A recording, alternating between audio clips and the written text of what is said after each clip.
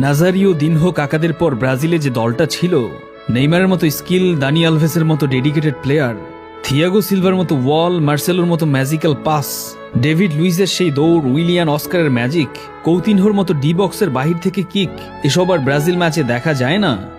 গত কয়েক বছর আগেও ব্রাজিলের জয় নিয়ে টেনশন করা লাগতো না, বরং কয় গোলে জিতবে সেটা নিয়ে ভাবনায় থাকতো দর্শকরা। আবার সেই পুরনো ব্রাজিল কখন যে ফিরবে? 22টি বিশ্বকাপের সবগুলোতেই অংশগ্রহণ করা ব্রাজিলের বিশ্বকাপ খেলা নিয়েই শঙ্কা। এমন পরিস্থিতি তো ইতিহাসেই বিরল। তবে 2002 বিশ্বকাপ আগেও কিন্তু তারকাখচিত ব্রাজিল দলটি খুঁড়িয়ে খুঁড়িয়ে বাছাই পর্ব অতিক্রম করেছিল। সেবার মূল পর্বে কি ঘটেছিল তা আমাদের সবারই জানা। এবারও কি তেমন কিছুর প্রত্যাশাতেই ব্রাজিল সমর্থকরা বুক বাঁধবে?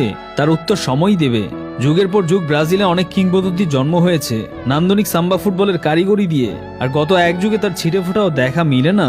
হারিয়ে যেতে বসেছে ব্রাজিলের সেই নান্দনিক ফুটবল। ডোরিভাল 13 ম্যাচে মাত্র 6টাতে জিতেছে। এটা কি ব্রাজিল ফুটবলে মানায়?